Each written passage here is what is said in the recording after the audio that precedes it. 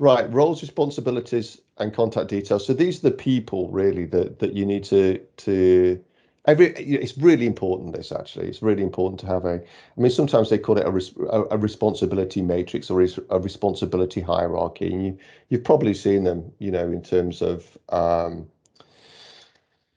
companies, when they're sort of going through their growth plans, if you like. There's this responsibility hierarchy and matrix, and it's just as important as well when it comes to getting things right in our incident response planning. So, we have our CSO at the top, our Chief Security Officer there at the top, or Chief Security and Information Officer if you prefer, who ultimately, is the person who the buck will stop with. So that whole risk assessment part, we like to work with the CSO when we do a risk assessment, because they normally have the best overview of where the risks might be, because they're in that role, right? They understand that better. We need to define when risk is reported. Now, this isn't so easily, right? How do you decide when you should report a risk? If somebody clicks on a phishing link, right, should they report that? If somebody doesn't click on a phishing link, but they get a phishing email, should they report that? What if they click on a link and they're not sure whether it's a phishing one or otherwise? What if they leave their laptop unlocked at their desk when they nip to the loo or go and get a coffee? Should that be, where should it be? When do you record that risk? If you go into a cafe and use Wi-Fi for business emails, for me personally, I'm pretty paranoid. So I think we should have policies in place, and people should be very aware of those policies. And if there's any deviation from those, that should be reported as a risk. We need to make this clear when something is a risk. I mean, with regard to the phishing emails, right? There's certain emails that can come in, and you don't even need to click the link, and bad things can happen. And also, if a phishing email is coming in, even somebody hasn't clicked on it, it's going to be a threat to other people, right? Who may click on it and not say anything. So I'm of the view that risks should be reported. Anything that could be a potential risk, up to a point, should be reported, and it should be documented, and the appropriate action should be documented also, so that if something terrible does happen further down the line, you can go back to that and think, actually, do you know what? Maybe it was that phishing link that was clicked 2 months ago, and they're just leveraging that opportunity now. So the other thing as well, I think, with this in terms of risk is, if you see evidence of something, even though if you see evidence of an attempted breach, even if the breach hasn't happened, right, then you need to be concerned. Okay, so if you see, I don't know, like half a dozen failed login attempts, you can't just think to yourself, well, do you know what, they haven't breached the system, so I'm fine. Because the next question is going to be, well, how do you know they haven't, right? So you've seen like attempted logins logged, and then you haven't seen the fact that there's been a successful one, but maybe they've deleted the successful one after they've got in. What you're seeing is indicators of attempted compromise, and they need to be taken seriously if you're truly going to consider yourself as being on top of this from a proactive point of view. I'll give you an example, right? So one of my physics heroes is Richard Feynman, and he was one of the people that was responsible for doing a post-mortem, if you like, once for a better way of putting it, on the space shuttle, the Challenger, when it exploded. He looked into it and tried to discover what it was that could have caused the issue.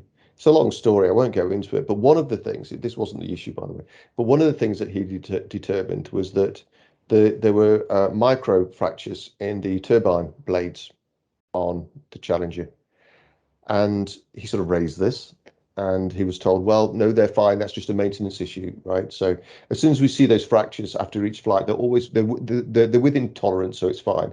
As soon as we see those fractures on the blades, we swap the blades out, problem done, just a maintenance issue. And Richard Feynman's point on this was, he said, how did those microfractures get there? And they said, well, we don't know, but they're within tolerance, so it's fine. He said, well, if you don't know what caused them, how do you know that next time it's not going to be catastrophically worse?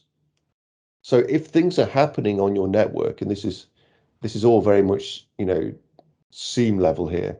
If things are happening on your network and you can't explain them, then there's a risk, because although something bad hasn't happened at that point, next time maybe it would. So just wanted to go through that really. The rest of it's pretty much self-explanatory. The incident response team is the team that's reactive. A bad thing has happened. Let's react to it. Let's work our way through the incident response plan. The identify and access team is the proactive team, if you like. These are the ones that are checking for the things which I've talked about, the potential indicators of compromise. And when they see them, they inform the IR. If they see one and they think, right, okay, look, I think they're in, I think bad things are happening, or they may have got in, let's get the IR team involved and let's start working through the plan. They're also the people that manage access and authentication. So, role-based access, or however you plan to do it within your organization.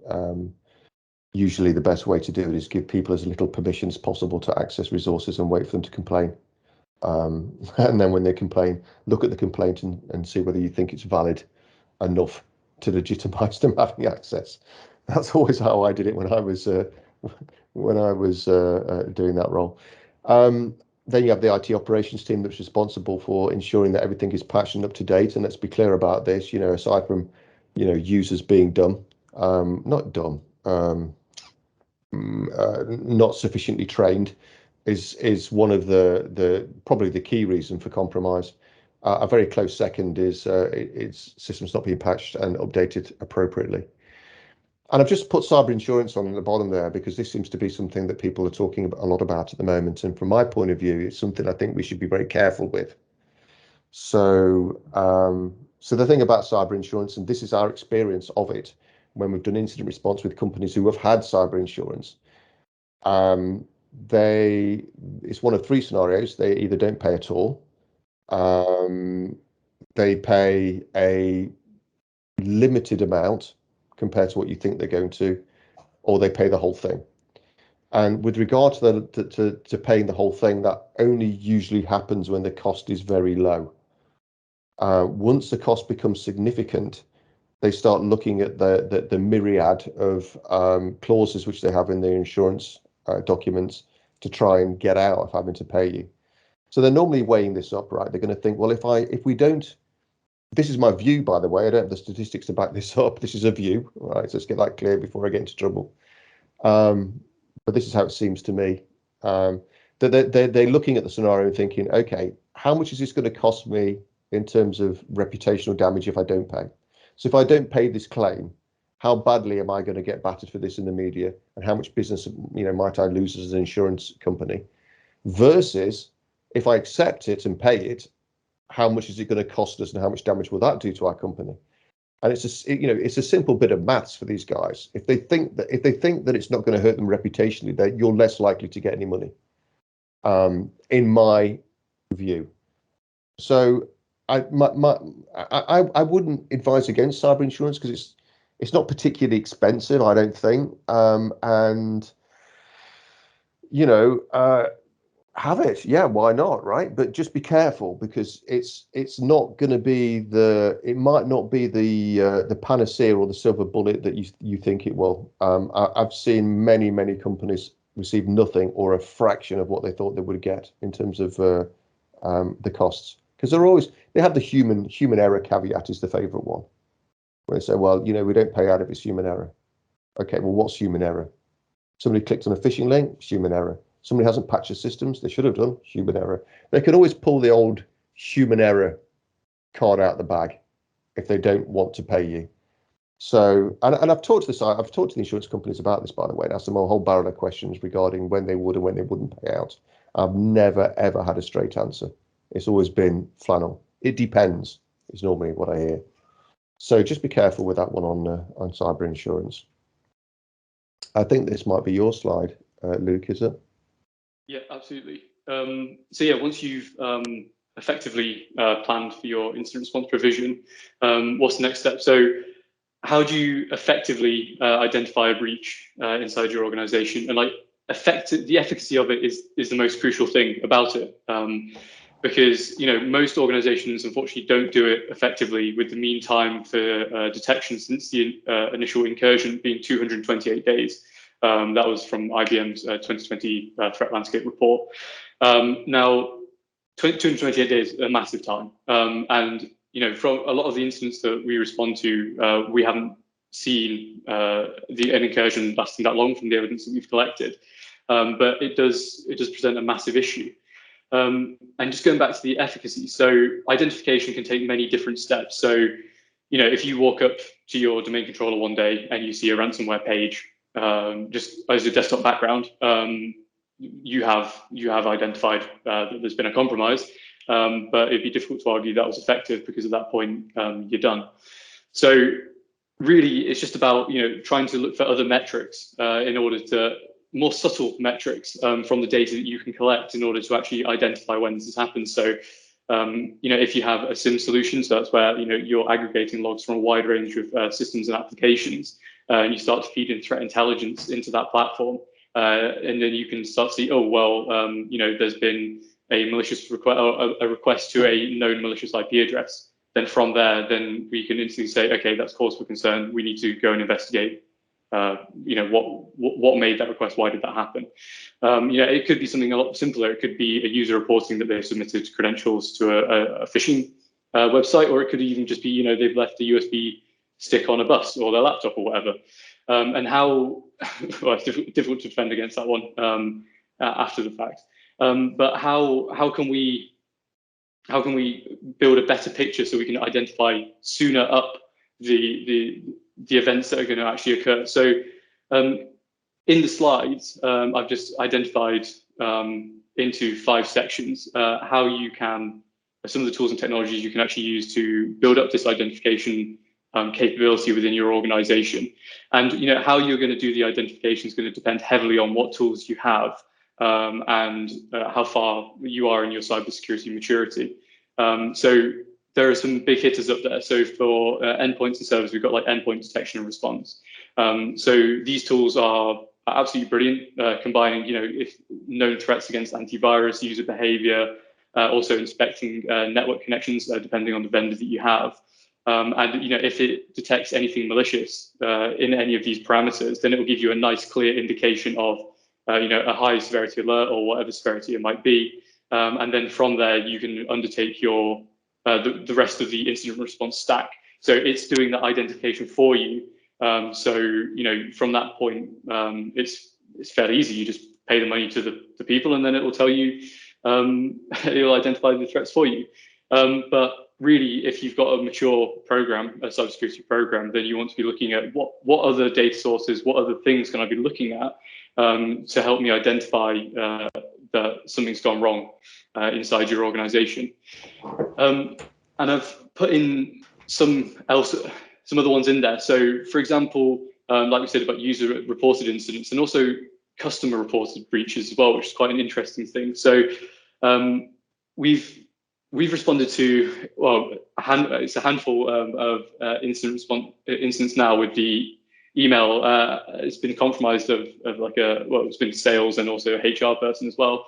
And they were getting emails sent out of their organization as them to customers saying, oh, hey, can you update our bank details? We need you to pay in this. It's like, well, and that was absolutely devastating for the client relationship, because if one of the customers actually did pay a significant amount of money into the other bank account, the attacker controlled bank account, and that ruined the business relationship between those organizations, because the people had sent the money, so they want what they purchased from the supplier, and the supplier wants the money from the client. So that was that one was really bad.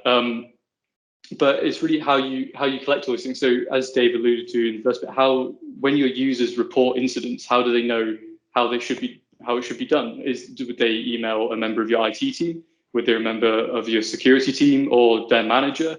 Do they know what to report as well on what constitutes malicious behavior or suspicious behavior, because these things are all really important to feed into this identification process. Again, like for organizations that have got a little bit more budget or a little bit more of a need for cybersecurity, then we can start to build in technologies such as network intrusion detection systems, which is at the top of the network tab there. So these systems sit on your network and they watch passively all of the traffic that goes between all of the various points on your network, which is absolutely brilliant. And it will give you a holistic truth of absolutely everything that's occurring on your network at that point of time, which is brilliant. And then it can fire alerts as if they breach certain thresholds for specific alerts, then then an alert can be raised. Again, like the EDR gives us a nice clear indication that something's not right. We should go and discover why this is happening. So that's a brilliant way of doing it. But then there's another thing called NetFlow. So NetFlow is again monitoring a network, but it will tell you there was a connection from machine A to machine B, and it will tell you the service that was gone over it. But with that, we're lacking a lot of the contextual information. So just to give you an example of this, of where data quality really comes into the picture. When I used to work in a SOC, we monitored the network of an intergovernmental organization, and NIDS sensors are quite expensive, right? So they didn't have the budget to get total network visibility, especially because they had they segregated the network massively. So everything was quite nicely segregated, but even they didn't have the budget to just like totally monitor everything. With this one, so we were seeing scanning activity via SMB just coming in and out of the visible network range that we could. So just an hour came, and then it was just a load of scanning and then nothing. And this was raised on the NIDS platform, which is actually Darktrace. If those want to know, I've heard of that. They have, so it was just a low severity alert that said network scanning coming in and then just going out. And if that was NetFlow, we'd see the connections, we'd see it was SMB connectivity, but we wouldn't really know. We wouldn't know if it was accessing a file or accessing a printer or some sort of logon activity or something. We just don't know. But when you've got the brilliant actionable data that you would get from a NIDS device, then we were able to do a full packet capture of the scanning activity and then analyze that in Wireshark to be able to determine that this was actually WannaCry as a machine that was infected trying to scan other hosts in our visible range. And then from there, that allowed us to just reconfigure the firewall, block all traffic from this other thing, and then appropriate action could be taken to triage that machine and then go and look at that network range which had been compromised. So really, it's about the for effective identification. It's about the quality of the data inputs a lot of the time. So you can get similar data, but you've got to understand how that data relates to your defensive and incident response operations within the context of your business. Unless you have got deep pockets, and then you can just capture it all with something like NIDS or a SIM solution where you just log everything and it's going to eat into your disk space and potentially ingest limits if that's the way that your solution is licensed. But yeah, we just need that big picture to be able to actually effectively identify when stuff comes through. Just one more point as well. If you do identify something, the best bit of advice I can give you is just to record everything. So when we come into an incident response situation, I have a little black book, and I will write a note of absolutely everything that's said in all of the calls. And even if you don't deem it to be that relevant at that point, when you're in these situations, it's quite high pressure. Things get said and then might get forgotten about and then not repeated. And if you've got that data somewhere that just says, okay, well, this is the malicious machine, that was easy for me to say, and this is what happened, then you can go back to that and fall back on it. And if you are getting an external incident responder in to help, that information is going to be an absolute godsend, purely because then you've got a really good idea of what happened and what is known so far. So you can prioritize your investigation efforts off the back of what is already known. Which is, makes things much easier. Right. So containment. So we've gone through the previous steps, and now we're in a situation where we think, well, we don't really want any further damage to be done. Right. So I've just got a list of do's and don'ts, really, on this one, or don'ts and do's in this case. So don't just turn off your compromised machines. So harping back to my days as an academic, this is the kind of question I would have asked my students. So I'm going to ask it now, right? Why do we think it's not a good idea to turn off compromised machines?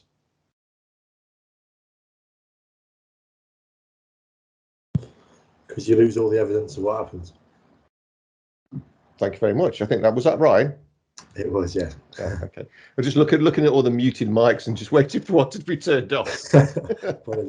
Yeah, exactly that, right? If you turn off the machine, there's two things, right? The first thing is actually they're the same thing really. If you turn off that machine, you obviously you can't look at evidence on it because you've turned it off. But what's even worse is when it boots back up. So when that machine's, because particularly if it's infected with the ransomware can sit on that machine, but it won't activate until the machine reboots. So you reboot it, then it hits, then all your files are encrypted, and there's no turning back from that. So it's and we hear it all the time, right? When companies phone us up and they say, we've been hit by malware, somebody's breached our systems. Don't worry, we've turned off all the machines that we think are infected. And we're like, no, because it's going to make it so much harder to find out what the problem is when they come back on and they're all encrypted. So don't turn off compromised machines. Don't also see evidence of a potential compromise and think, but it might not be. Let's hope that it isn't. If I ignore it, it'll just go away, and that does happen, right? A lot. Okay, I think. I clicked on that link. Oh, I shouldn't have done that. Oh dear. That'd be all right. I think nothing seems to have changed. Let's just pretend it didn't happen. That's not going to help anybody, right? It really isn't. And if you're trying to get yourself out of trouble, and we've seen it, right? We've been in the situations, those political situations where people are denying doing things, and and eventually we find out that there's absolutely no way on earth that they weren't part of the problem. And then when that comes out, that's when they're in trouble, because it's like, well, why didn't you tell us? Why didn't you tell me? But if you come clean and you say, that helps, right? So anyway, the point is, don't just ignore the problem and hope it goes away. That's called the ostrich effect, and I'll be talking more about that later. Don't panic, because you can do things very, very. Turning off the machines is a panic reaction. It's a knee-jerk reaction. The thing is, if you have a plan and it's a well-structured plan and it's well thought through, that will prevent the panic, right? My dad used to say, I had this phrase my dad did, he used to say, when in fear or in doubt, run in circles, scream and shout. Don't do that, right? Don't do that. Don't panic. Follow the plan, stay focused, stay on top of things. You let emotion get into it, things will go wrong. Disconnect the compromised machines, right? So you don't turn them off, but disconnect them, get them off the network, okay? Because they're potentially scanning other machines and trying to spread bad things. If you can do that remotely, even better, right? So it might be possible for you to turn disable the network cards remotely. That will then prevent access to that particular machines. We've got tools that can help with that.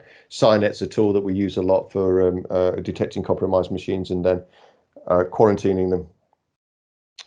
Protect unaffected machines. So if you've seen a particular variant of nasty malware on a machine and that's spreading around your network, contain the known bads, but also the ones that you think and hope and pray are still unaffected. Get the appropriate software on there so you can monitor them to look for if they start to exhibit the same symptoms. Endpoint detection response software, anti-malware, get it right. Monitor the situation again as the above, but with your SIM systems, which are aggregating logs from multiple places, from your servers, from your firewall, from your network intrusion detection box. All of these logs are being aggregated, and you can use that. You can look at those and monitor what's happening, monitor if bad things are happening. If you can't do it, if you don't have the expertise in house, you can put that out, right? There's companies that will do that for you. Guess what? We're one of them. Launch your incident response plan. Do that. Get that moving. Don't think, oh no, I can fix it by doing this, and this. I don't need to tell anybody. That we don't need to initiate you put the plan in place for a reason. If something's going wrong, use the plan, because the plan will be better than whatever you've just come up with in your mind under panic. Restrict the traffic. And again, remotely if necessary. You can use whitelisting to prevent only known good traffic coming in. If you're ultra paranoid, you can blacklist what you know is bad. Restrict the traffic, both coming in and also going out, right? If because it could be machines are dialing out, trying to connect to a command center. If the bad guys are trying to use your machines within your network as part of a botnet. Call in the professionals. If you haven't got the in-house capability to do this, and it would be perfectly understandable if you didn't, because it costs a fortune, and a lot of the time those guys would just be sat around, maybe costing you money, then call in an IR partner like us, for example. Investigate. I think this one's yours, isn't it, Luke? Yeah. So investigation. So this is my favorite part, obviously. I get to get my hands dirty and start diving in and work out actually what has happened. So the thing, I think a lot of people don't understand, if they haven't been through an investigation themselves or incident response process, is investigation can take a long time. If there's a lot of devices in your network, if data or the logs aren't of a good quality, or there's total compromise of the entire domain by a skilled attacker, it can take weeks, months to forensically understand exactly what has happened, if that is to the lengths that you need to go to for your assurance. But having said that, I mean, it's a balance between offering the assurance that of what went wrong the first time, so it doesn't happen again, versus the operational cost of actually not being able to deliver the services. So this is something when we meet with business leaders in the data catch-up sessions that we have during an incident response, and we're there saying, okay, we found this, that, and the other, and they're saying, well, that's great, but we just need to get back online now. And it's like, well, you need to temper that expectation purely because if we don't understand the root cause and then it happens again, then you're just back to square one. So we really need to be careful and understand that how it happened the first time, and also to what extent things were compromised. So it can often be quite easy, depending on the sort of logging that you have and the sort of data inputs that we're getting as the incident responders, to actually work out what that root cause is. It doesn't always happen, but where a lot of the time can take and just be spent is working out what did the attacker do once they had that access. So for organizations that have a lot of data, and that's a very precious asset for them, then we need to understand, did the attacker connect to this database? Did they pull all of the data from that database, and then did they exfiltrate that out to their own command and control centers, as Dave said, or even just with public stuff? So I've harped on about correct data inputs in both identification and investigation. And I'm going to say it again with the mean time for detection of 228 days, purely because it's so important. The data inputs, really, it's just about quality and just appropriate logging within the context of your environment.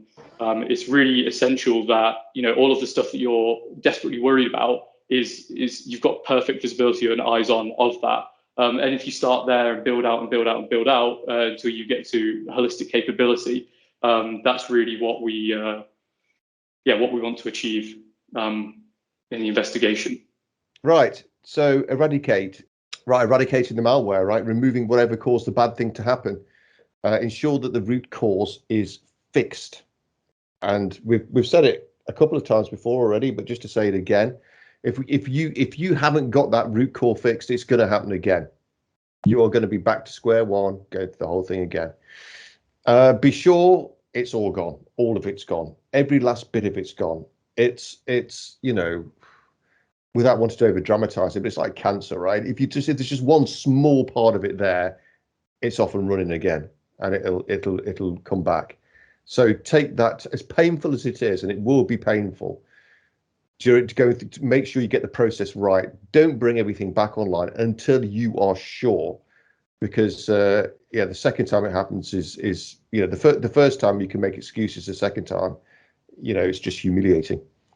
You have to explain. Yeah, we'll back up. No, we've gone again.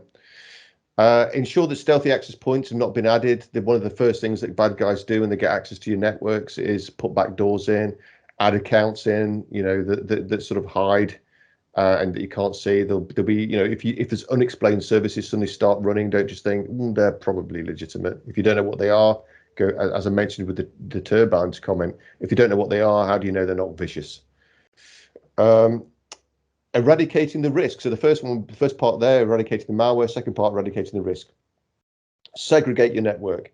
So we did an incident response. This was a high-profile one, and obviously can't tell you who it was, but it was for a bank, and it was for a reasonably sized overseas international bank. They got hacked, and unbelievably, they hadn't segregated their network.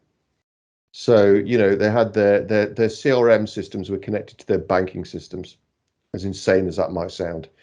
So do you know what? A nice easy win, right? Segregate your network, get your VLANs in there for goodness sake. Fault tolerant systems that can handle going down, because obviously availability is a big part of the problem as well with denial of service attacks. Make your systems fault tolerant. Backups, incredibly important. And, if you're working in a hybrid environment and perhaps using an awful lot of Office 365, and let's be honest, who isn't, don't assume that it's got your back. Oh, we can roll back previous versions. It's okay. We don't need a backup. Those things don't always work, and they're very clever about getting around them, particularly with ransomware. So have your own backup offsite somewhere safe. Endpoint detection response tools are some fantastic tools now, really brilliant technologies. I mean, it used to be so difficult in the old days. It's not easy now, but it's easier with some of the great endpoint detection and response tools. Cynet's one that we use an awful lot. I'm not advocating it over any others. It's just that we've got on with it better, and we have a good relationship with Cynet, and that's why we use that one. I'm not on commission with those guys. However, if you do want to buy it through us, because we can resell it. Right. So anyway, eradicating the risk. More on that later. So yeah, recovery is by a long way the most challenging part of the entire process. There's often, as I said earlier, a lot of pressure from businesses and those in top positions to actually get the services back on. They want to be selling stuff. They want to be delivering their services. They want to be, making money, right? And fair play to them for wanting to do that. But it needs to be considered. That's the main thing. You need to understand what happened, and sometimes in some instances we don't always find out what happened due to poor data inputs or particularly good attackers or whatever the reason might be. But it's still possible to bring an organization back up in a secure way, just by by taking a methodology such as this. So really, in any business, there's going to be systems that you can't do without. And depending on the nature of your business, that's going to change dramatically. Some people might only need like Office 365, and that's about it, which is, that's easy to do. But larger, more complex organizations might have like entire data centers that they need to get back online. And that presents much more of a challenge. But either way, you can prioritize the systems that you need to actually return to a business as usual state in a minimum viable product, not exactly the right term, but minimum viable product kind of way to actually get back online. So what is the methodology for this then? So really isolation. So Dave already said it, but if the entire domain is compromised, for example, then you can set up a new network, and then you can put the virtual network, and then you can put the machine inside this virtual network in its own network, away from other things that it could do damage to, or anything that could do damage to, or more damage to it. Then once it's in that isolated state, we can begin to monitor the host. So really, well, the way that we do it is with Cynet, but there's loads of other EDR tools out there and monitoring tools. So if you want to even just having somebody like look through the system logs as well at the end of it, if you don't have that provision, I mean, we would always recommend that you do put an EDR on there so you can act instantly, and then it's got the protection elements in it as well. So it can be, active security rather than just like totally passive and after the fact. But then once you've monitored it and you're content that there are no malicious artifacts left on that host, you can certify that the device is sound. So if it is beneath the acceptable level for like best practice, then you might want to test it with some security testing or something like that, just to bring it up and harden the server or workstation as much as you can. And then once you're sure that it's secure and free of any attacker malicious stuff, then you can deploy it into a known secure network. So, once you got to the end of that process, that doesn't mean put it back into your core network, because if there's other stuff in that network, then obviously, there's potential for you to have a bad time. It's about rebuilding in a secure way. I was going to say build back better then, but stop myself. So that's the short-term recovery, but really recovery needs to be a longer term thing as well. So the short-term, get back to business so you can provide your services and products, and that will keep the people at the top happy from our experience. But really, what is required is a long-term solution. Another example, I'll make it quick, I promise. There was another company that got hacked at the end of last year that we responded to. They're a massive organization, turnover several £100,000 a year, and they're brilliant people as well. Really, I've got a lot of respect for them. And they got breached. Millions of pounds a year, I would say, Luke. They turn over. It's a huge company, that is. Okay, I don't do the numbers. Okay. With that, they got breached with Sodomoki ransomware, which is the same as the Russian hackers that Dave mentioned with the Google Mail access, and they. It was a total domain compromise. The attacker had access into all of their systems. It was a real mess, but despite it being a real mess, they really came back strong. So, it was 1 month until they had core systems up and running in AWS. So they were all on-prem, and then they migrated. They had a cloud migration path in front of them that was due to start like 6 months after the breach took place, which is classic, always the case in that. But 1 month to getting core systems up in AWS, and then it was 2 months to the application servers also being up in the cloud, so they could go beyond their core delivery options. And then 3 months later, they had over 600 user endpoints in AWS workspaces. And like cloud, it's not just AWS. You could do the same thing in Azure as well if you wanted, or G Suite if that's where you want to go. All the cloud providers are available. Yeah, right. It just shows the level of progress you can make if you're dedicated. And now we've done a lot of security testing for them, and they test absolutely everything, and they've got it really nailed down and sorted. But I'll come on to that later. So lessons learned. All right, so I'm going to make this a quick one. So don't ignore bad things. It's called the ostrich effect. It's a cognitive bias. I love my cognitive biases. If you've heard me talk before, I like my cyber psychology. Don't ignore bad things. The anchoring effect. Don't just fixate on this breach after the event. Look at what's happened in this breach, but also think, okay, that was trouble. Don't think to yourself, I'm just going to fix the issues that caused this breach. Think, what would happen if I got a breach of this kind or this kind or this kind? What can I learn from this breach that would help me in other breaches, right? And so I've seen this before where companies have been, we've been to an organization, done a risk assessment, told them what the problems are. They haven't listened to us. They've got breached. They've come back to us. We've helped them through that problem. We've got that particular issue fixed and said, yeah, you still need to do all these things. And they said, oh, well, we've fixed our problem now. So we're all right, thanks. We don't want anything else from you. Okay. So we back off, and then they get breached again with something different. And so, don't just fixate on the one breach. Just because you got hit with one thing, it doesn't mean that's all you're ever going to get hit with again. Choice supported bias. So, if you've made decisions, right, it's pretty hard to accept sometimes when you've made those decisions that they weren't the right ones. So if you put a particular EDR tool or piece of software in place, and then you get breached and the tool didn't do what it was supposed to do, or the people you employed to look at that tool didn't do what they were supposed to do. If you've paid money for it, it actually becomes quite difficult to say, do you know what, I got that wrong. because it was your decision. So you take ownership of the decision. It makes it more difficult to accept the fact that a mistake's been made, but you really have to. Actually, not going to improve. Reactance bias, not listening to expert opinion. Sometimes we get it a lot, right? We give opinions to organizations and they're like, you're trying to change the way I do my business. I'm not going to listen to you.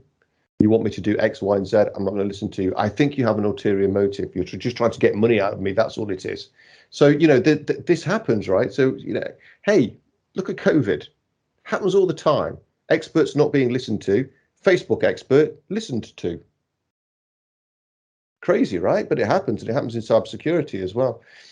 Self-serving bias. There's been a problem. It's not my fault. It's everybody else's. I did nothing wrong. It was them or him or her.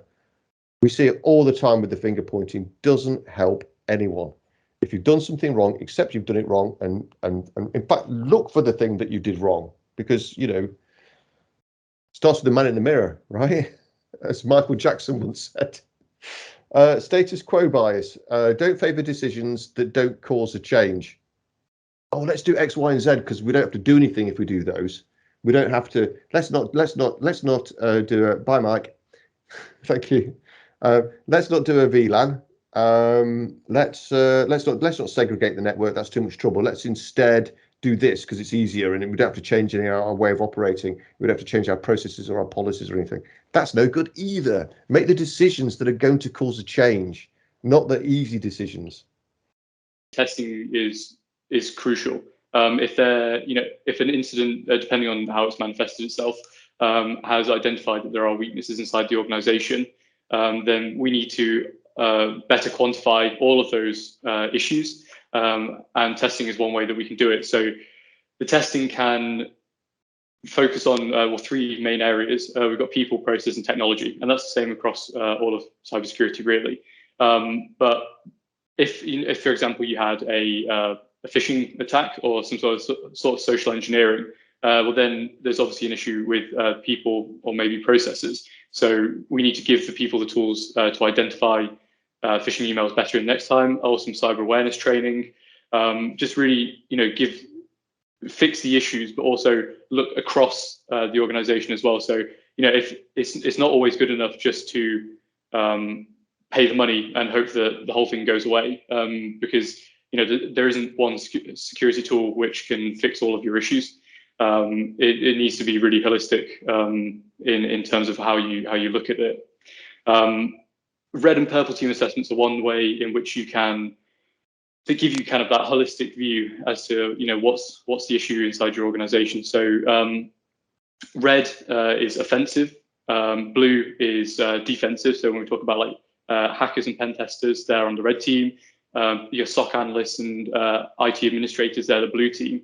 And then purple is a combination of both. So with the red team assessments, it's like by any means necessary, can a penetration tester, like myself or anybody else at Samurai, or can they actually get into the organization and they could send phishing emails, they could try and exploit your externally facing servers, they could try and drop malware on your machines. Like all of these things are within the bounds. High-vis jackets walking through the door.